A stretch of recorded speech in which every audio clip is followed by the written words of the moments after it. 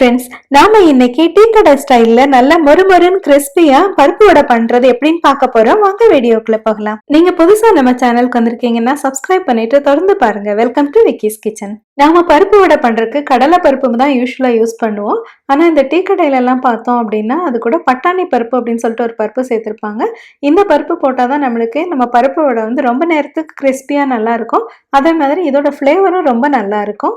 நாம இன்னைக்கு பண்ண போற குவான்டிட்டிக்கு ஒரு மீடியம் சைஸ்ல பருப்பு வடைகள் 25 நம்பர் கிடைக்கும். முதல்ல பருப்புகள் எல்லாம் ஊற வச்சுக்க போறோம். கடலை பருப்பு 1.5 கப் எடுத்துக்கிறோம். நமக்கு பட்டாணி பருப்பு யூஸ்வலா மஞ்சள் கலர்ல இந்தியால கிடைக்கும் இல்லையா, அது ரொம்ப டேஸ்டியா நல்லா இருக்கும். அது கிடைச்சாலும் யூஸ் பண்ணலாம். இந்த பச்சை கலர்ல உள்ள பட்டாணி பருப்புக்கு பேர் வந்து கிரீன் ஸ்பிளிட் பீஸ். இது நான் வால்மார்ட்ல வாங்கினேன்.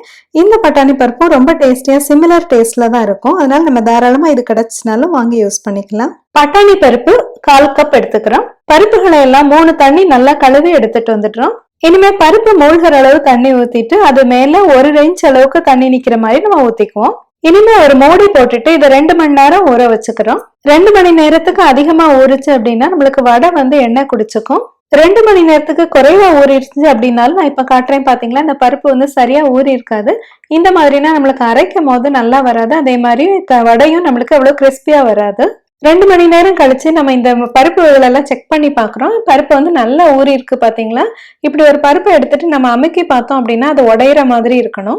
இனிமே தண்ணி எல்லாம் வடிச்சிட்டு பருப்பை மட்டும் எடுத்து வச்சுக்குவோம். இந்த பருப்பு பயிரெல்லாம் ஊறின தண்ணி வந்து ரொம்ப சத்தானது. இதை நம்ம கருவேப்பிலை செடி, துளசி செடி, இந்த மாதிரி எல்லா செடிகளுக்கும் ஊத்துறதுக்கு யூஸ் பண்ணிக்கலாம். இல்லைன்னா ரசமோ அல்லது குழம்போ பண்றதுக்கு புளி ஊற வைக்கிறதுக்கெல்லாம் நம்ம யூஸ் பண்ணிக்கலாம். ரொம்ப டேஸ்டியா இருக்கும். இனிமே நம்ம மிக்சிலயோ இல்லைன்னா கிரைண்டர்லயோ பருப்பை அரைச்சுக்க போறோம்.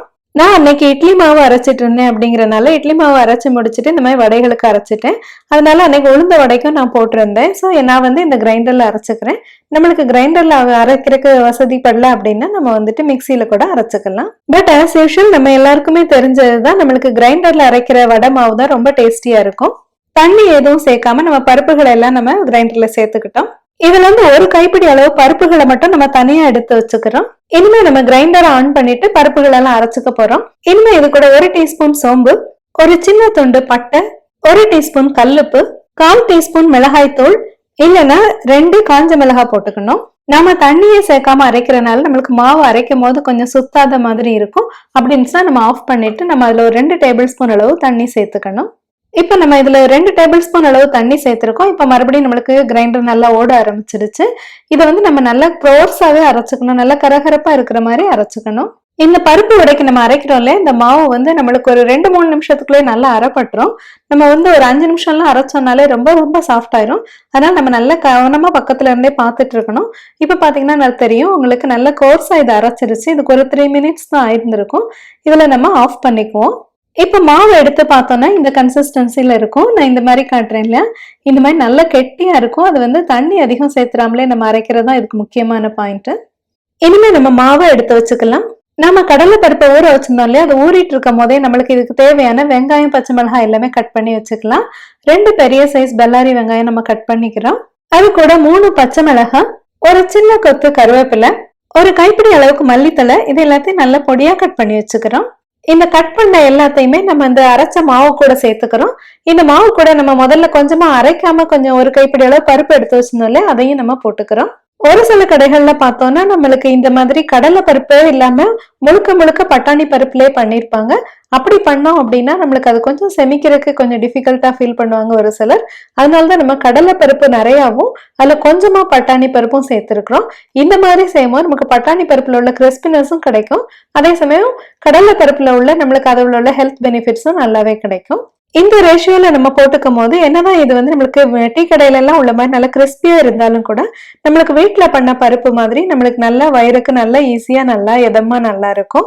இனிமே நம்ம இந்த வடை மாவை நல்லா தரவா மிக்ஸ் பண்ணி பார்த்துட்டு அதை கொஞ்சம் நம்ம டேஸ்ட் பண்ணி பார்த்துக்கணும். நம்மளுக்கு உப்பு கொஞ்சம் தேவை அப்படின்னா அதுல நம்ம டேபிள் சால்ட் இருக்குல்ல, தூள் உப்பு, அது கொஞ்சமா சேர்த்துட்டு பிசைஞ்சுக்கணும். இப்போ நம்மளோட வடை மாவு ரெடி ஆயிருச்சு. அடுப்புல ஒரு திக்கான இரும்பு கடாயை வச்சு சூடாக்கிக்கிறோம்.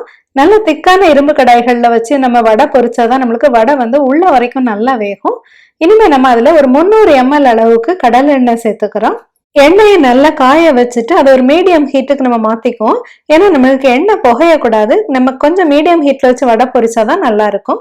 இப்ப எண்ணெய் நல்லா காஞ்சிருச்சு. அதனால நம்ம தீய கொஞ்சம் மீடியம்க்கு மாத்தி வச்சுக்கிறோம். ஒரு சின்ன லெமன் சைஸ்க்கு நம்ம வந்துட்டு இந்த வடை மாவை உருட்டிக்கணும். புதுசா சமையல் பழகுறாங்க அப்படின்னா மொத்தமா உள்ள மாவு எல்லாத்தையுமே ஒரு சின்ன சின்ன லெமன் சைஸ்க்கு நம்ம உருட்டி வச்சுட்டு அதுக்கப்புறம் இப்படி வடைகளா தட்ட ஆரம்பிப்பாங்க. அப்பதான் நம்மளுக்கு ஈக்குவல் சைஸ்ல நம்மளுக்கு வடைகள் கிடைக்கும். இப்ப நான் வீடியோல காட்டுறேன் பாத்தீங்களா, இந்த மாதிரி நல்லா தின்னா தட்டிக்கணும். நம்ம எவ்வளவு மெல்லிசா தட்டுறோமோ அந்த அளவுக்கு வடை நல்லா கிறிஸ்பியா கிடைக்கும். இப்படி வடைகளை நம்ம உள்ளங்கை அளவு சைஸுக்கு நம்ம நல்ல மெல்லிசா தட்டிட்டு நம்ம கொதிக்கிற எண்ணெயில நம்ம போட்டுக்க போறோம். நாம இப்ப வீடியோல பாத்துட்டு இருக்கிறது வந்து ஒரு மீடியம் சைஸ் வடை சட்டி. இது வந்து ஒரு 12 இன்ச் சைஸ் டயமீட்டர் தான் இருக்கும். இதுல வந்து 4ல இருந்து 5 வடைகள் வரைக்கும் தான் ஒரு பேட்ச்ல நம்ம போட்டுக்க முடியும். சோ நம்ம ஒவ்வொரு பேட்ச்லயும் 4 அல்லது 5 வடைகளுக்கு மேல போடாம நம்ம பாத்துக்கணும். ரொம்ப கிரௌடடா நிறைய வடைகள் போட்டோம் அப்படின்னாலும் வடைகள் நம்மளுக்கு வேகாது. கடைகள்ல எல்லாம் என்ன பண்ணுவாங்க அப்படின்னா, இந்த மாதிரி ஒரு பேட்ச் ஃபர்ஸ்ட் பொரிக்கிறாங்க இல்லையா, இதை வந்து ரொம்ப கம்மியா பொரிச்சு எடுத்துருவாங்க. அதாவது லைட்டா வேகிற மாதிரி பொரிச்சு எடுத்து வெளியில வச்சுட்டு அவங்க வந்து நம்ம கஸ்டமர் வர வர 2வது தடவை பொரிச்சு எடுத்து தருவாங்க. பட் அந்த மாதிரி பண்றோம் அப்படின்னா நம்மளுக்கு வந்துட்டு நம்ம வீட்டுல வந்து ரொம்ப ஆயில் குடிச்ச மாதிரி இருக்கும் இல்லையா. சோ அதுக்கு பதிலா நம்ம வந்துட்டு ஒரே தடவையிலே நல்லா பொரிய வச்சு எடுத்துக்கிறோம். இல்ல நீங்க ஒரு பார்ட்டிக்கு பண்றீங்க அப்படின்னா இந்த வடைகளை வந்துட்டு ஃபர்ஸ்ட் வந்து ஒரு லைட்டா பொரிச்சு எடுத்துட்டு அதுக்கப்புறம் எல்லாரும் வந்து சாப்பிட உட்காரும் போது நல்லா சூடா வந்து அதை இன்னொரு தடவை பொரிச்சு எடுத்து கொடுக்கலாம். நம்ம மீடியம் தேயிலே நல்லா வேக வச்சு எடுக்கிறனால வடைகள் வந்து நல்லா உள்ள வரைக்கும் பொரிஞ்சிடும். இப்போ நம்மளுக்கு இதுல பபிள்ஸ் மாதிரி தெரியுது இல்லையா, இந்த மாதிரி தெரியுற பபிள்ஸ் எல்லாம் கொஞ்சம் அடங்குற வரைக்கும் நம்ம பொரிக்கணும். அதே சமயம் நமக்கு வடை வந்து கலரும் வந்து கொஞ்சம் நல்லா மைல்ட் ரெட்டா இருக்கிற மாதிரி இருக்கணும். ரொம்ப ப்ரௌன் ஆயிடக்கூடாது. இந்த மாதிரி வடைகளை நம்ம 2-3 தடவை இப்படி புரட்டி போட்டு அப்படி வேக வச்சு எடுத்துக்கணும். அப்பதான் நம்மளுக்கு வடை நல்லா கிறிஸ்பியா இருக்கும். இப்ப வடைகளை சுத்தி தெரிஞ்சுல அந்த பபிள்ஸ் அந்த சலசலப்பெல்லாம் கொஞ்சம் கொஞ்சமா நல்லா குறைய ஆரம்பிச்சிருச்சு. இனிமே வடை வந்து நம்மளுக்கு வெளியே எடுக்கிற பக்குவத்துக்கு வந்துருச்சு. இனிமே நம்ம வந்து வடையை அரிச்சு எடுத்துக்க போறோம். பாருங்க நம்மளுக்கு இந்த வடைகள் எவ்வளவு நல்ல பொன்னிறமா அழகான கலர்ல நல்ல கிறிஸ்பியா வந்திருக்கு அப்படின்னு சொல்லிட்டு. நாம கடைகள்ல பண்ற மாதிரி 2 முறை எல்லாம் பொரிச்சு எடுக்கல. அந்த டபுள் ஃப்ரை பண்ணாமலே நம்மளுக்கு வடைகள் நல்லா கிறிஸ்பியா நல்லா வந்துருச்சு. இப்ப நான் ஒரு வடையை எடுத்து இப்படி உடைச்சு காட்டுறேன் பாருங்க. நம்மளோட சூப்பர் கிறிஸ்பியான பருப்பு வடைகள் ரெடி ஆயிடுச்சு. இந்த பருப்பு வடை டீ காஃபி டைம்ல சேர்த்து வச்சு சாப்பிட்றக்கும் ரொம்ப நல்லா இருக்கும். அதே சமயம் லெமன் சாதம், புளி சாதம் அந்த மாதிரி வெரைட்டி ரைஸ் கூடவும் கொஞ்சம் தேங்காய் சட்னி அரைச்சு வச்சுட்டு சாப்பிட்றதுக்கு ரொம்ப டேஸ்டியா இருக்கும். இந்த வடை மாவு மீதம் இருந்துச்சு அப்படின்னா 2-3 நாள் வரைக்கும் நம்மளுக்கு ஃப்ரிட்ஜ்ல நல்லா சேஃபா நல்லா இருக்கும். பண்டிகை நாட்கள்லாம் பார்த்தோம்னா இதை வந்து நம்ம முந்தின நாளே அரைச்சு எடுத்து வச்சுட்டோம்னா நமக்கு ரொம்ப பிஸியான டைம்ஸ்ல இந்த வடையை போட்டு எடுத்துக்கிறதுக்கு ரொம்ப நல்லா ஈஸியா இருக்கும். என்ன ஃப்ரெண்ட்ஸ், எப்படி டீ கடை பருப்பு வடையை நம்ம ஹோம் ஸ்டைல்ல நல்லா மொறுமொறுன்னு டேஸ்டியா ஹெல்த்தியா பண்ணலாங்கிறத பார்த்தோமா? வீடியோ பிடிச்சிருந்துச்சுன்னா லைக் பண்ணுங்க, ஷேர் பண்ணுங்க. நம்மளோட விக்கிஸ் கிச்சன் சேனல் சப்ஸ்கிரைப் பண்ணிக்கோங்க. மறுபடியும் இது மாதிரி ஒரு இன்ட்ரெஸ்டிங்கான வீடியோ இருந்தவங்க எல்லாம் சந்திக்கிறேன். Until then, take care. See you.